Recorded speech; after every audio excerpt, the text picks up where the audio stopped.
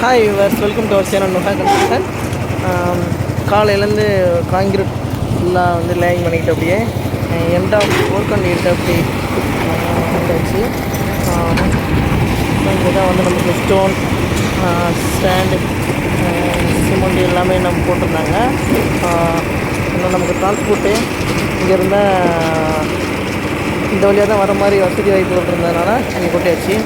So work எல்லாம் முடிஞ்சதுக்கப்புறம் என்ன செய்றாங்கன்னா, அந்த ப்ரூம்ஸ் வச்சு லைன் அப் பண்ணுறாங்க, ஸ்க்ராட்ச் பண்ணுறாங்க டாப்பில். ஏன்னா வெடிப்புகள் வராமல் இருக்கிறதுக்காக அவங்க என்ன செய்கிறாங்கன்னா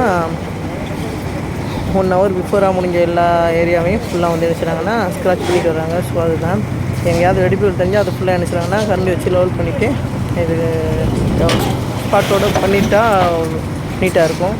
ஸோ அவங்க பண்ணுறது உங்களுக்கே தெரியும். அப்புறம் என்னென்னா கான்கிரீட் ஒர்க் முடிஞ்சவுடனே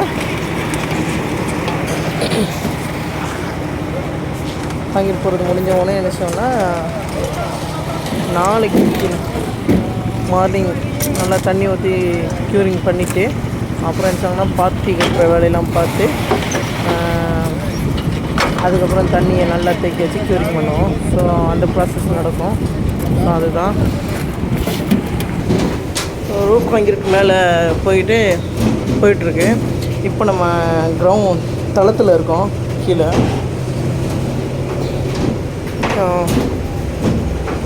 ஸ்பேன், ஜாக்கி எல்லாமே இருக்குது நம்மக்கிட்ட.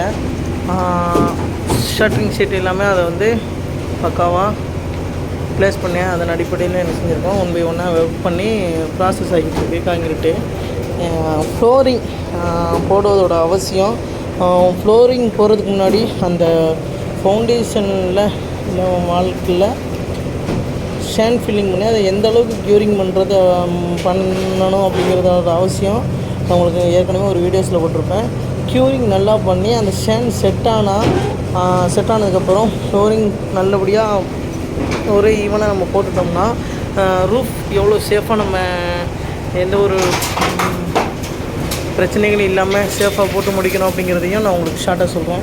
ஸோ ஃப்ளோரிங் நமக்கு நீட்டாக அமைஞ்சிருச்சுன்னா நம்ம ரூஃப் மேலே வந்து ஆட்கள் போகிற மேலே மூமெண்ட் இருக்கும்.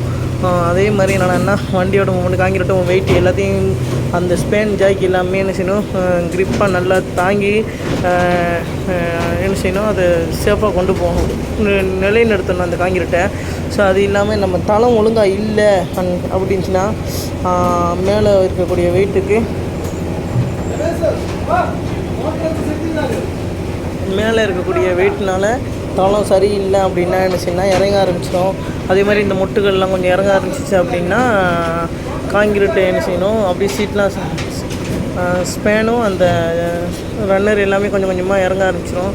ஸோ அந்த மாதிரி இறங்கக்கூடாது அப்படிங்கிறனால தளத்தை நல்லா கம்பேக் பண்ணி நல்லா செட் பண்ணிட்டோம்னு வச்சுக்கோங்களேன். அப்போ தான் என்ன செய்யணும்னா எந்த ஒரு டிஸ்டர்பன்ஸ் இல்லாமல் ஒர்க்கும் நீட்டாக இருக்கும், அந்த ஃபினிஷிங்கும் கரெக்டாக அமையும்.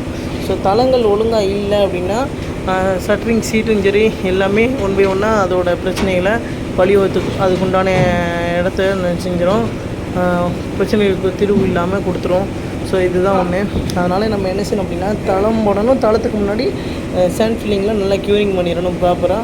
இந்த ஒர்க்கில் முடித்ததோட என்ன செய்யணும், சென்ட்ரிங் ஒர்க்கும் நல்லா பக்காவாக பண்ணியிருக்கணும். பண்ணும்போது ஏதாவது அட்ஜஸ்ட் ஆச்சு அந்த வெயிட்னால் கம்பு ஏதாவது விலகுற மாதிரி இருந்துச்சுன்னா அதுங்களை நமக்கு என்ன செய்வாங்கன்னா கொஞ்சமாக லெவல் பண்ணி கொண்டு போகணும். ஸோ இதுதான் இதுக்காக நம்ம என்ன செய்யணும்னா சைட்டில் ஒரு ஆள் 2 பேர் நிறுத்தி அவங்க பார்த்துக்கிட்டே வரவங்க விலகுற மாதிரி தெரிஞ்சு அப்படின்னா அவங்க என்ன செய்வாங்கன்னா இன்ஃபார்ம் பண்ணிவிட்டு அதை வந்து அட்ஜஸ்ட் பண்ணுவாங்க.